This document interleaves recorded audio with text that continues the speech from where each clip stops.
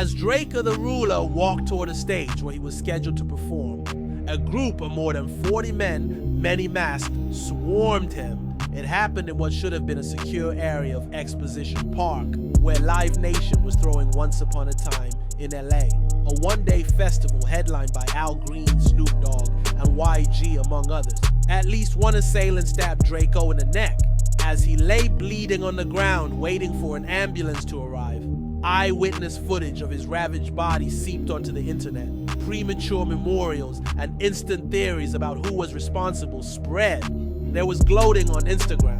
By the time his death was confirmed to family members roughly 4 hours later, the surreality had hardened into something more concrete. Drakeo the Ruler was dead at 28. At the time of his death, Drakeo, who was born Daryl Caldwell and raised some 60 blocks south of Exposition Park, was one of the best rappers in California and certainly one of its most influential.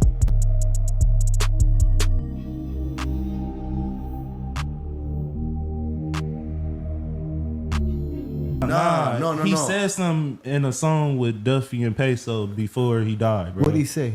It's in the Cliffhanger song. Tell God save a bad for me coming soon. And then me and Ralphie and everybody was telling the nigga to take it off.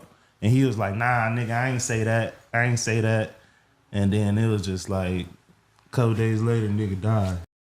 Exposition Park is located at the northern end of South Central, the point where the city starts to be carved up into block-by-block fiefdoms.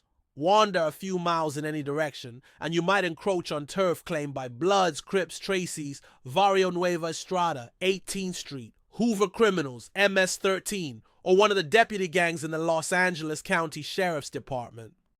On the cold Saturday evening of December 18, 2021, the 160-acre grounds are the site of a one-day music festival called Once Upon a Time in L.A., quite possibly the best concert bill ever booked within city limits. Tens of thousands gather in the shadows of the Memorial Coliseum, paying a minimum of $160 plus surcharges to see a lineup that blends the last 50 years of Southern California soundtracks. Vintage lowrider soul, 90s G-funk, new millennium rap, and that genre's nascent next generation, much of which is creatively in debt to the West Coast's most original stylist in a quarter-century, Drakeo the Ruler.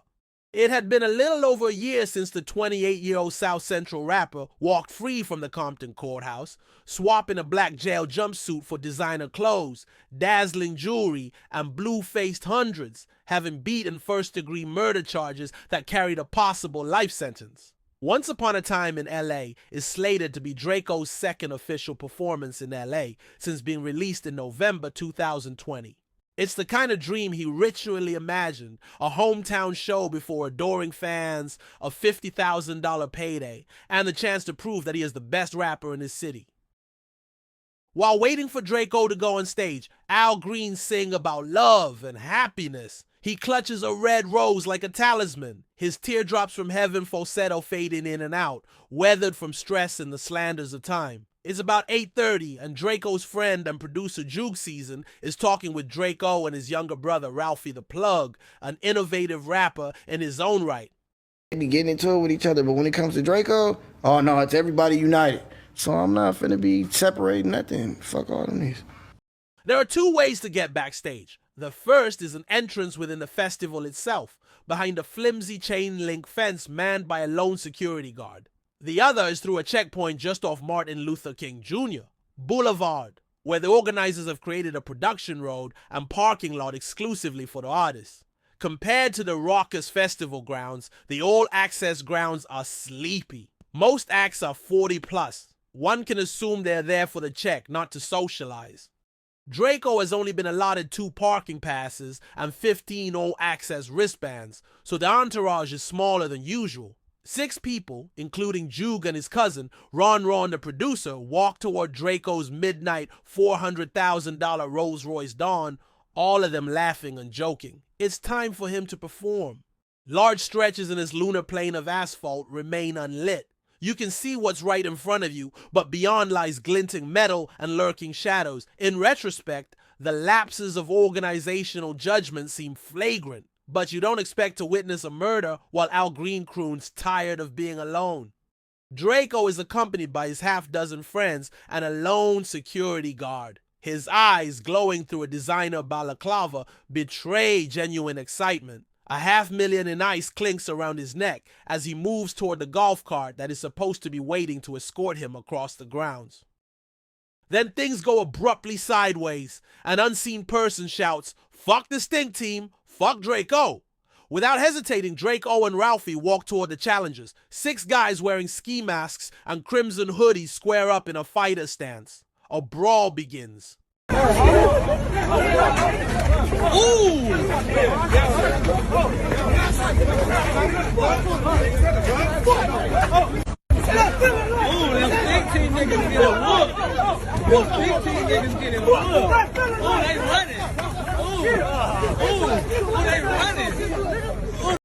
Most figure it's not long before it turns into a shootout. In the middle of his murder investigation, Draco once rapped, prodding detectives, "Judging by my case files, I'm obsessed with rifles." The first song he recorded out of jail was Fights Don't Matter, which had a hook about firing 33 shots instead of using fists. Even if his prior felonies barred him from legally possessing guns, the risk that came with being a flashy LA street rapper meant that he'd always rather be tried by 12 than carried by 6. Sadly for Draco, he and his entourage, including his licensed and bonded security guard, had been meticulously searched and stripped of weapons before entering. Flurries of punches are thrown. It seems to be a fair fight.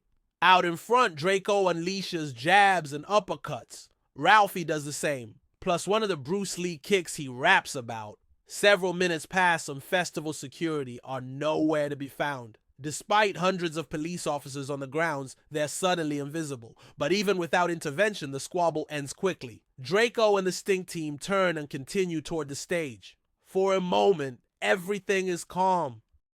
Niggas running.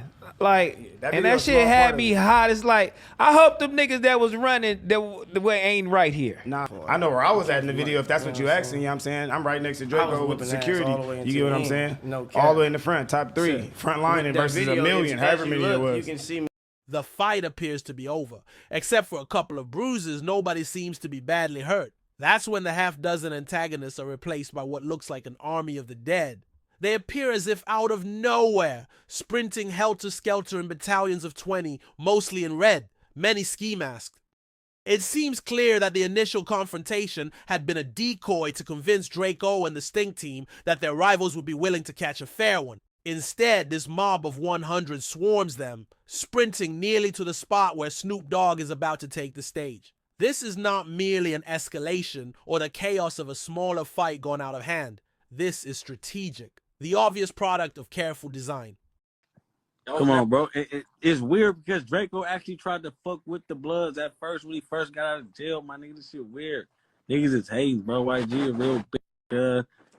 He knew Draco was gonna take his spot. Cuz really a bitch, set the whole shit up, bro. This shit was a setup from the start, bro.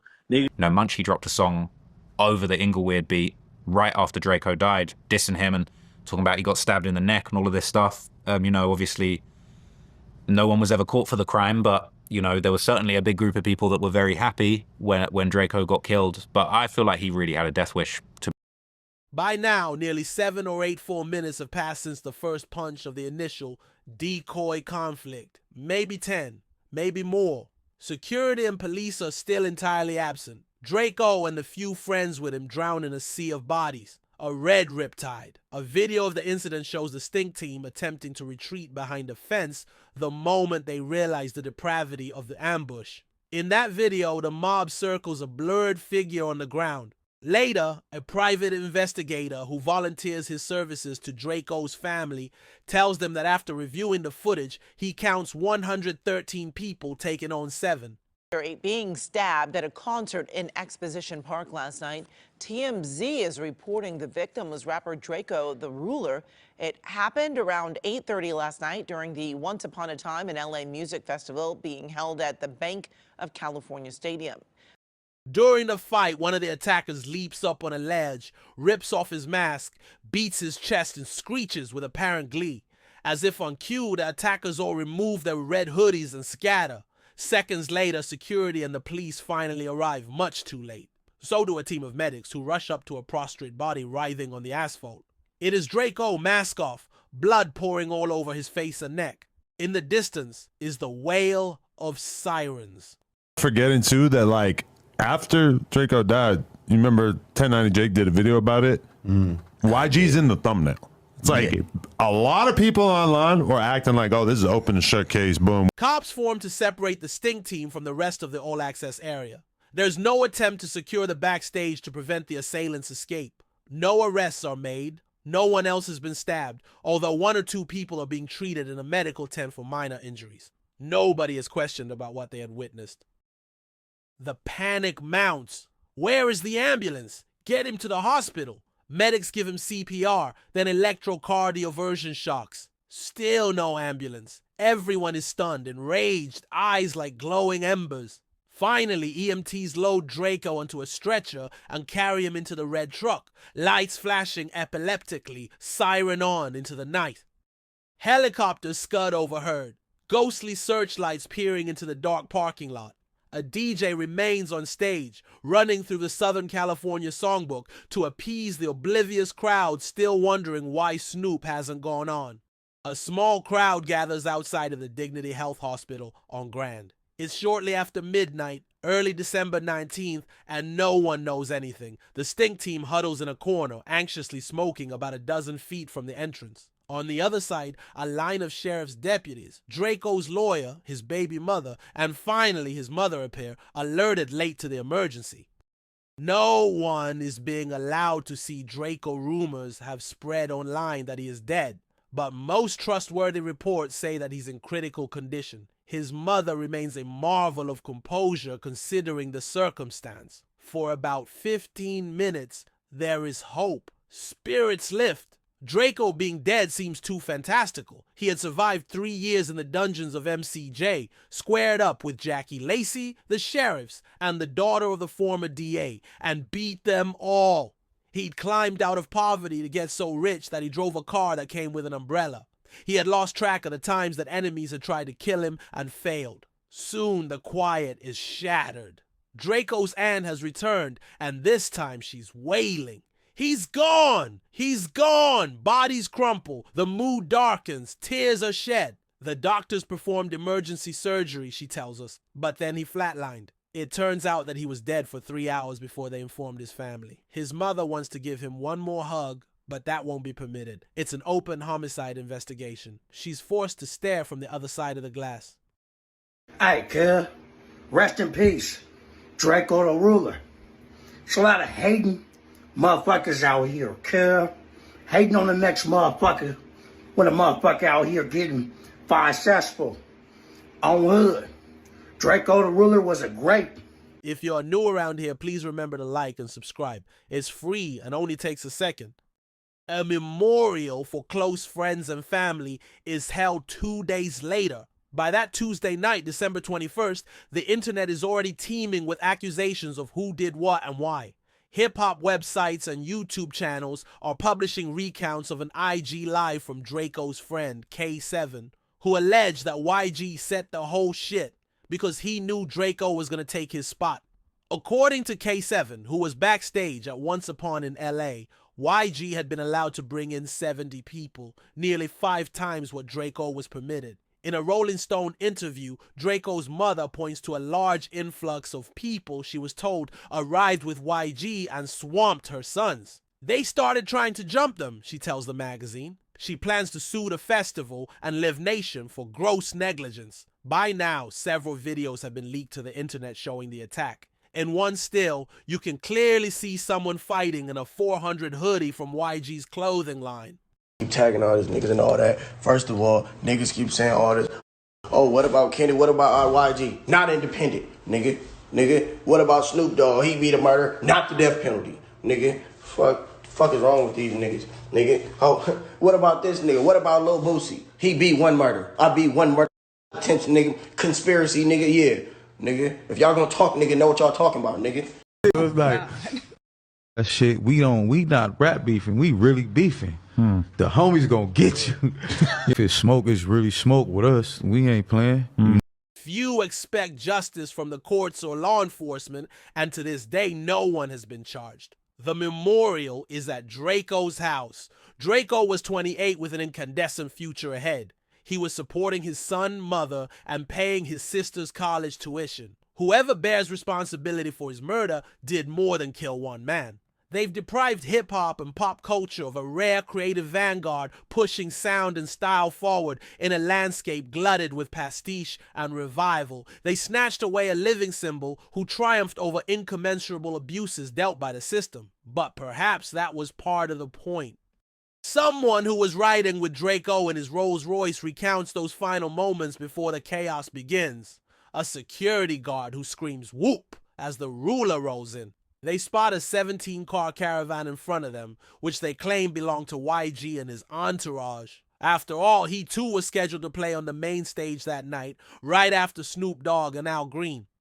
Soundlessly, the Rolls slowly ambles into the asphalt expanse of the all-access area. It becomes clear that Draco is surrounded by enemies on all sides. Mean mugs glower through the tinted glass of the dawn, but they all know who is in there. Draco's friend describes the scene as looking like a level 4 yard lockdown. Inside the vehicle, Draco understands that there are only two options. He can either get out of the car and confront what is waiting for him, or he can retreat and be subjected to slander that he is a coward for not performing. It is a trap, a dishonorable one that should never have been allowed to be set. But then when they ask Draco what the move is, he replies with a line from Gorillas and Nuns, one of the best songs on his last mixtape. "Roll the window up. If it's smoke, we want all of it."